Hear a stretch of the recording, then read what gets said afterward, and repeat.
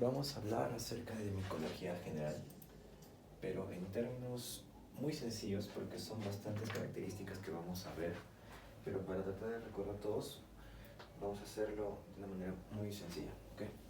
Micología general. Vamos a hablar de hongos, ¿ok?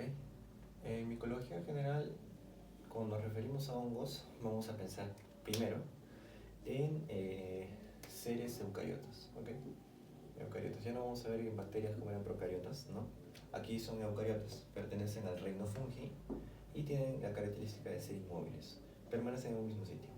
Ahora vamos a ver su organización, cómo son en conjunto, unicelulares, ¿no? Comenzamos con su forma unicelular, una sola célula. Aquí vamos a encontrar a los hongos en forma de levaduras, ¿no? En forma de levaduras. En su forma de varias células agrupadas, ¿no? En su forma pluricelular van a estar en forma de mohos. Otro nombre también es su forma filamentosa, ¿ya? Y esta forma de moho o forma filamentosa va a ser la forma normal en la que vamos a encontrar nosotros a los hongos.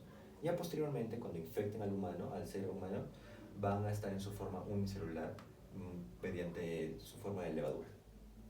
Bien, esto que sigue es muy importante para verlo, sobre todo en su respuesta, la respuesta inmunitaria y también en la respuesta farmacológica contra los hongos, es la composición de la pared celular. Lo subrayo porque la pared celular está conformada por quitina, no está conformada por peptidoglicano como las bacterias. Así que por eso la manera de la respuesta inmunitaria va a ser muy diferente con los hongos, ¿ya? En este caso, como los macrófagos no pueden disolver la quitina, no pueden eh, actuar contra la quitina, porque solo tienen el lisozima, los macrófagos lo que hacen es provocar un periodos largos de incubación de estos hongos una vez infectados, ¿no? Ahora, después de pluricelulares vamos a ver cosmopolitas. Los cosmopolitas son la formación de colonias. Y la formación de colonias van a darse en contextos favorables de humedad. Estos hongos van a crecer en humedad, ¿okay? Entonces, cosmopolitas son colonias. Ahora vamos a ver la reproducción. La reproducción también es muy importante que veamos porque vamos a ver las dos reproducciones que tienen los hongos, ¿ok? Vamos a encerrarlo. La reproducción sexual y la reproducción asexual. ¿Ok? La mayoría de hongos tienen las dos reproducciones en su capacidad, ¿ya? Ahora, lo más común es la reproducción asexual, ¿ya? Es la más común, la manera más común de reproducirse los hongos. Pero sexual, la reproducción sexual puede darse en condiciones adversas, ¿ok? Entonces, el hongo puede optar por reproducción sexual cuando hay condiciones adversas. Hay hongos que únicamente tienen una reproducción sexual, no se les ha encontrado reproducción asexual. A esos hongos se les va a llamar como hongos imperfectos, ¿okay? Esos hongos imperfectos van a ser de la familia de los deuteromicetos. Los deuteromicetos, voy adelantando, van a ser tanto la aspergillum y la penicillium, ¿okay? Estos dos van a tener únicamente su reproducción sexual. No se les ha encontrado reproducción asexual. Ahora vamos a pasar un poco. Ya, vamos a hablar del agar en donde crecen los hongos. Los hongos necesitan un medio húmedo. Aparte de eso, también necesitan un medio ácido, ¿ok? Entonces, el agar saburo le proporciona esos medios favorables para que puedan crecer los hongos. Así que este es el gol estándar para poder hacer el cultivo de los hongos, ¿ok? El agar saburo, que ofrece un medio ácido. Ahora, hablando un poco sobre el pH en el cuerpo humano, el pH vaginal se considera un pH tipo ácido, ¿no es cierto? ¿Qué pasa cuando el pH se vuelve incluso más ácido? No puede ser por el uso de el uso de productos, ¿no? De limpieza que pueden alterar el pH. Si hay un pH mucho más ácido, favorece a la proliferación de la Candida albicans, un hongo que produce la candidiosis, ¿no?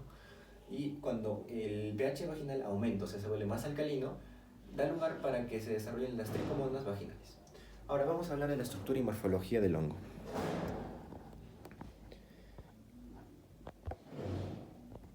Primero, antes de pasar a la estructura y morfología, voy a hacer una pequeña aclaración acerca de estos hongos pluricelulares, que eran los MODO, ¿cierto? Eran los pluricelulares. Los pluricelulares, estos hongos MODO o filamentosos, están conformados en su primera parte, la parte más básica, por hifas. Las hifas van a ser de dos tipos, ¿no? Las atavicadas y las tabicadas, ¿ok? ¿Qué pasa? El conjunto de hifas va a formar micelio. Aquí está en la imagen, ¿no? Son varias hifas que están en su conjunto. Eso se considera como micelio. Ahora, después vamos a encontrar ya en su forma macroscópica al moho mismo, ¿ok? Entonces, lo más importante aquí es recordar lo siguiente. Esta relación. Hifas en su conjunto forman al micelio, ¿ok? Entonces, esa es una relación muy importante de hablar. Ahora vamos a tratar de la morfología.